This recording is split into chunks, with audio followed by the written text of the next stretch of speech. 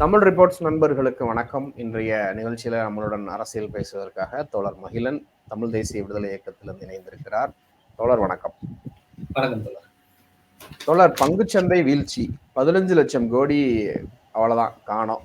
இதற்கு மிக முக்கியமான காரணம், பல்வேறு காரணங்கள் சொல்றாங்க. ஆனா பத்திரிகை வட்டாரங்கள்ல ஒரு செய்தி சொல்றது என்னன்னா, மோடி விரைவில் மாற்றப்படுவார், அதற்கான அறிகுறிகள் வெளிவர ஆரம்பிச்சிருச்சு. டெல்லி வட்டாரங்கள்ல அதிகாரிகள் மத்தியில, RSS மத்தியில, பாஜகவினுடைய தலைவர்கள் மத்தியில வந்துருச்சு அப்படின்னு சொல்றாங்க. நிதின் கட்கரி அந்த கோரிக்கை வச்சதுக்கு பின்னாடியில இன்னும் பல்வேறு காரணங்களை அதற்கு சான்றாக சொல்றாங்க. அமித்ஷா, மோடி அவர்களுடைய தலைமை அவ்வளவுதான் அப்படிங்கிற மாதிரி சொல்றாங்க. இத எப்படி தோழர் பாக்குறீங்க? பங்குச்சந்தை இன்றைக்கு நிலவரப்படி நீங்க சொல்ற கணக்கு. ஆனால் தொடர்ந்து இது மீளுவதற்கான வாய்ப்பு இல்லைங்கிறது தான் பொருளாதார வல்லுநருடைய கருத்து. இன்னும் ஒரு குறைந்தபட்சம் ஒண்ணு 2 மாசத்துக்கு நீடிக்கும் அப்படின்னு சொல்றாங்க. இன்னும் ஷார்ப்பா சொன்னா ஒரு 15 நாளைக்கு இதை விட வீழ்ச்சி, இன்றைக்கு சொல்ற இந்த எண்ணிக்கையை விட இன்னும் நட்டம் ஏற்படும். குறிப்பா டாடா குழுமத்துக்கு நட்டம் ஏற்படுது. அதானி குழுமத்தினுடைய ஒரு சில துறைகள், அதானி போர்ட் போன்ற இது வந்து குறைஞ்சிருக்கு. இந்த மாதிரி முக்கியமான துறைகள் இன்னைக்கு வந்து உலக அளவுல பெரும் தாக்கம் செலுத்துகிற நிறுவனங்களுடைய பங்குகள் வந்து குறைஞ்சிருக்கு. அப்போ தொடர்ந்து முதலீட்டு செய்வதற்கான இந்த நிலைமை வந்து இல்லை அப்படிங்கிறதா எல்லோருடைய கருத்தும். முதலீடு செய்யாதீங்க அப்படின்னு சொல்றாங்க, தொடர்ந்து அறிவுறுத்துறாங்க. குறைஞ்ச பொறுத்திருந்து பாருங்க, குறைந்தது ஒரு 2 வாரத்துக்கு நீங்க வந்து முதலீடுகளை செய்ய வேண்டாம் அப்படின்னு சொல்றாங்க.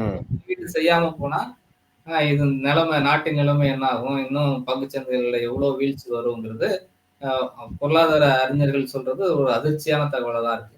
இதுக்கு என்ன காரணம்னா, இவங்க இந்திய அரசு தரப்புல என்ன சொல்றாங்க, உலகளாவிய பொருளாதார சிக்கல் தான் காரணம், உலகளாவிய அந்த போர் சூழல் காரணம், அமெரிக்க பொருளாதாரத்தினுடைய வீழ்ச்சி, அமெரிக்காவில படுபயங்கரமா வீழ்ச்சி அடைஞ்சிருக்குங்கிறதையும் நம்ம கணக்கில் எடுத்துக்கணும். அதையும் பதவி ட்ரம்ப் திரும்பி வந்துருவாரு அப்படின்னு சொல்லிட்டு இருக்காங்க. ஆமா ஆமா, அந்த தேர்தல் நடக்கிறதுனாலையும் இந்த மாற்றங்கள் இருக்கு. ஆனா இந்தியாவில் உண்மையான காரணம் இப்ப கொரோனா காலத்துல இருந்து நமக்கு வந்து மிகப்பெரிய வீழ்ச்சி. ஆனா இவங்க என்ன சொன்னாங்கன்னா, இவங்க எப்பவுமே தவறான டேட்டாவை கொடுத்து எதையுமே சரியா காட்ட மாட்டாங்க. பிஜேபி அரசுல தேனாரும் பாலாரும் ஓடுதுன்னு தான் டேட்டா கொடுப்பாங்க.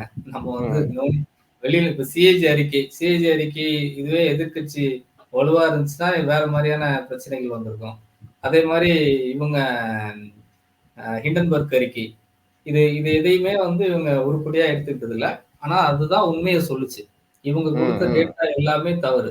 இப்போ கொரோனா காலத்துல இருந்து இந்த பொருளாதார வீழ்ச்சி இருக்குன்னு நம்ம பொருளாதார அறிஞர்கள் பல பேர் சொல்லியிருக்காங்க. இன்னும் வெளிநாட்டு இதழ்கள்ல, ஆங்கில இதழ்கள்ல தொடர்ச்சியா நம்முடைய பொருளாதாரம் குறித்து கட்டுரைகள் வந்துகிட்டு இருக்கு.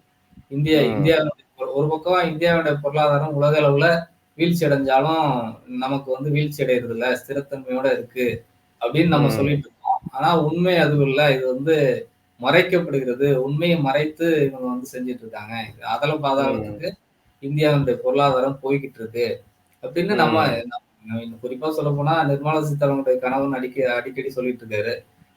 நம்ம ஊர்ல இந்த சுப்பிரமணிய சாமி போன்றவர்கள் சொல்லிட்டு இருக்கிறாங்க, பொருளாதாரத்துல ஒண்ணுமே இல்லை. இவங்க இன்னும் சொல்லணும்னா அவர் சுப்பிரமணிய சாமி என்ன சொல்றாருன்னா, மோடி இந்த நாட்டுக்கு எதுவுமே செய்யல அப்படின்னு சொல்றாரு. இப்போ தந்தி டிவி பேட்டியில கூட அவங்க கேக்குறாங்க, இல்லைங்க நீங்க இந்துத்துவத்தினுடைய தோல்வின்னு எடுத்துக்கலாமா, ராமர் கோவில் கட்டி கொடுத்துமே வந்து தோத்துருக்கீங்க, அதே இடத்துல தோத்துருக்கீங்க. இப்ப இந்தியா முழுக்க இந்துத்துவத்தை வச்சு நீங்க கட்சி நடத்துறீங்க, ஆனா தோத்துருக்கீங்கும் போது இந்துத்துவனுடைய தோல்வின்னு எடுத்துக்கலாமா அப்படின்னு கேட்கும்போது, இல்ல இந்துத்துவம் மட்டும் இங்க பிரச்சனை இல்லை, கடந்த 10 ஆண்டுகளா மோடி அரசு மக்களுக்கு என்ன செஞ்சதுங்கிறதா கேள்வி. ஒண்ணுமே செய்யல. வாஜ்பாய் அரசு கூட்டணி கட்சிகளோடு சேர்ந்து ஏதோ ஒன்றை அவங்களுடைய நெருக்கடிகளுக்காகவோ அடிக்கடி ஆலோசனை கூட்டங்கள் போட்டு ஏதோ ஒன்றை செய்து கொண்டிருந்தாங்க. ஆனால் இவங்க எதுவுமே செய்யலைங்கிறதா உண்மை. தாங்கள் அதிகப்படியான வெற்றியை பெற்றதுனாலேயே மக்களுக்கு எதுவுமே செய்யல. மக்கள் பசி பட்டினியோட இருக்கிறாங்க. அவனுக்கு வந்து சாமி கடவுள்லாம் 2வது தான், முதல்ல வந்து சோறு முக்கியம் அப்படின்னு ஒரு பதில் சொல்றாரு. அதுதான் நம்மளும் பாக்குறோம். இந்த தொடர்ச்சியா இந்த மேனிபுலேஷன் மூலமாக தான் இந்த பொருளாதார ஸ்திரத்தன்மைங்கிற பொய்ய சொல்லிட்டு இருக்காங்க. அது இன்னைக்கு வந்து வெளிப்படையா வந்திருக்கு. அதனுடைய வீழ்ச்சியா தான் பார்க்கிறோம்.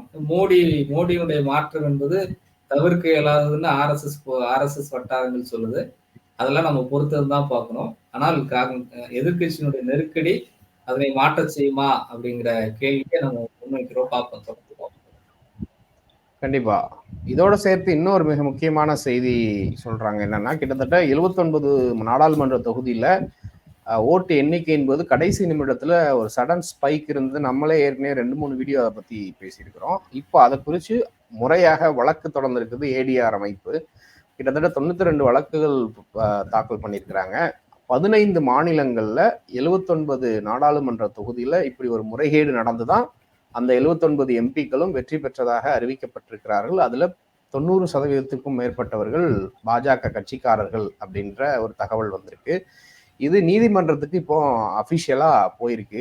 இது மறு வாக்குப்பதிவு நடத்தப்படுமா? அப்படி ஒருவேளை இந்த பிஜேபிக்கு மெஜாரிட்டி இழந்தாங்க 79ல கிட்டத்தட்ட 25ல 35 போச்சுன்னா அவ்வளவுதான், ஆட்சி முடிஞ்சிச்சு. அப்படி அந்த மாதிரி எதுக்கும் சாத்தியக்கூறுகள் இருக்கா? ஏன்னா சில வழக்குகள்ல உச்ச நீதிமன்றம் சிலர் எம்பியை ஜெயிச்சதை செல்லாது அப்படின்னு சொல்லியிருக்காங்க. அப்புறம் அவங்க திருப்பி ஸ்டே வாங்கியிருக்காங்க. லைக் நம்ம ஓபிஎஸ்னுடைய பையன், அவருக்கு அப்படிதான் ஆச்சு. ஸோ அந்த மாதிரி இன்னும் பல்வேறு விஷயங்கள் இருக்கு. இதை எப்படி தோழர் பாக்குறீங்க இந்த செய்தியை? ஆமா தோழர், இது ஒரு முக்கியமான விஷயம். ஆனா இதுல தேர்தல் நடைமுறை சார்ந்து சில விதிகள் இருக்கு. ஒரு அமைப்பு இப்படி வழக்கு தொடுத்து அதை நீதிமன்றங்கள் எடுத்து விசாரிப்பாங்கங்கிற கேள்வி மட்டும்தான் நமக்கு இருக்கே தவிர, இந்த முறைகேடுகள் அப்பட்டமா நமக்கு வெளிப்பட்டுருச்சு. நீங்க சொல்ற மாதிரி நம்ம ஏற்கனவே இந்த இடி விஷயத்துல ராகுல் காந்திக்கு தகவல் வந்ததை பத்தி சொன்னோம். இப்போ என்னன்னா, இப்போ ஆளும் தரப்புல இருக்கிற அதிகாரிகளே எதிர்க்கட்சிக்கு சாதகமாக காய் நகர்த்துகிறார்கள். அதுதான் இவ்வளவு செய்திகளை 79 தொகுதிகள்ல இவ்வளவு வித்தியாசம் இருக்குங்கிறத ஈஸியா எடுத்து, அதற்கு பல்வேறு தரவுகள் வேணும். தேர்தல் ஆணையம் உங்களுக்கு ஒத்துழைக்கணும். இப்படி பல விஷயங்கள் இருக்கு. இவங்க வெறும் டேட்டா வச்சுட்டு பண்ண முடியாது. அப்போ ஆளுங்கட்சியில இருக்கிற அதிகாரிகளே பல பேர் அதிருப்தியில இருக்கிறாங்க. பல பேர் இந்த ஆட்சியை மாற்றணுங்கிற இடத்துக்கு வந்திருக்காங்க அப்படின்னும் நம்ம கருத வேண்டியிருக்கு. குறிப்பா அந்த 10 மாநிலங்கள்ல 18 சீட் 500, 1000 தான் வாக்குகள் வித்தியாசம். நீங்க மற்ற மாநிலங்கள்லாம் நம்ம ஏற்கனவே பார்த்திருக்கோம். கிட்டத்தட்ட வித்தியாசங்கள் 5 கோடி, மொத்தமா 5 கோடி. அதுல கடந்த காணொலியில கூட நம்ம திரும்பி போய் பார்த்தா தெரியும். 79ல இப்போ வந்திருக்கிறது 79 கான்கிரீட்டா வந்திருக்கு. பார்த்ததுல 130 கிட்ட குறைவாகவும் 180 தொகுதிகள்ல அதிகமாகும்னு செய்திகள் வந்துச்சு.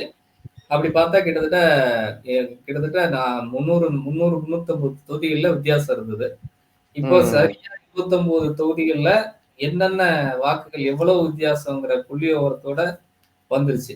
அதுல 18 தொகுதியை மட்டும் எடுத்துக்கிட்டா கூட, இந்த பொதுவாவே எம்பி எலெக்ஷன் பெரிய கான்ஸ்டிடியூன்சி இருக்கிறதுல நீங்க 5000 வாக்குகள் வித்தியாசம் இருந்தா கூட ரீகவுண்டிங் கேட்பாங்க, ரீஎலெக்ஷன் கேட்பாங்க. அந்த மாதிரிலாம் இருக்கு. இப்போ சட்டமன்ற தேர்தல்னா 100 வாக்குகள் 200 வாக்குகள் வித்தியாசம் இருந்தா ரீகவுண்டிங் கேட்பாங்க. இப்போ அப்பாவுக்குலாம் உங்களுக்கு 45 வாக்குகள் வித்தியாசம் இருந்தது, ரீகவுண்டிங் கொடுத்தாங்க. அந்த ரிசல்ட் லேட்டா வந்துச்சுங்கிறது இன்னொரு விஷயம். ஆனா இதுல 500 வித்தியாசங்கள் இருக்கிற 18 தொகுதிகள் இருக்கு. இப்ப இதுல ரீகவுண்டிங் கொடுத்தாலே இதுல ஒரு 18 தொகுதியுமே தோக்குறதுக்கான வாய்ப்பு இருக்கு. சரி, நம்ம ஒரு 10 தொகுதின்னு சொன்னா கூட இவங்களுக்கு அந்த எண்ணிக்கையில பெரும் பாதிப்பு ஏற்படும். இப்போ நேர்மையா இவங்க இந்த உச்சநீதிமன்றம் இதை எடுத்து விசாரிச்சாங்கன்னா 79 தொகுதியிலையும் இவங்க தோற்க நேரிடும். நீங்க சரிபாதியா வச்சுக்கிட்டா கூட 40 தொகுதியில இவங்க தோக்குறாங்கன்னா இந்த ஆட்சி மாற்றத்துக்கான சாத்தியம் இருக்கு. அதையெல்லாம் இந்திய நாட்டில் சாத்தியமா இல்லையாங்கிறது மக்கள் பார்த்துட்டு இருக்காங்க. பொறுத்திருந்து பார்ப்போம். கண்டிப்பா. ஆனா இது ஒரு லாங் கேமா கூட இவங்க இழுத்தடிக்கலாம். இல்ல உச்சநீதிமன்றம் தலையிட்டு இதுல உண்மையிலே பெரிய ஸ்கேம் இருக்கு அப்படின்னா, அது ஒரு நாட்டினுடைய நம்பகத்தன்மையே, அந்த ஒட்டுமொத்த அரசு அமைப்பினுடைய நம்பகத்தன்மையே குலைச்சிரும். இது தாண்டி பொருளாதாரம், இந்திய நாட்டு மீது இருக்கக்கூடிய நம்பிக்கை, பல்வேறு விஷயங்கள்ல இது ஒரு கேள்வியை உருவாக்கும் அப்படிங்கிறதுல எந்த சந்தேகமும் இல்லை. ஆனா இதுல இருக்கக்கூடிய சிக்கல்களையும் வெளிக்கொண்டு வந்தா மட்டும்தான் இந்தியா போன்ற ஜனநாயக நாடு காப்பாற்றப்படும் அப்படிங்கிறதும் ஒரு விஷயம் இருக்கு. நம்ம இதை குறித்து தொடர்ந்து பேசலாம் தோழர். தங்கள் கருத்துக்களுக்கு நன்றி தோழர். நன்றி.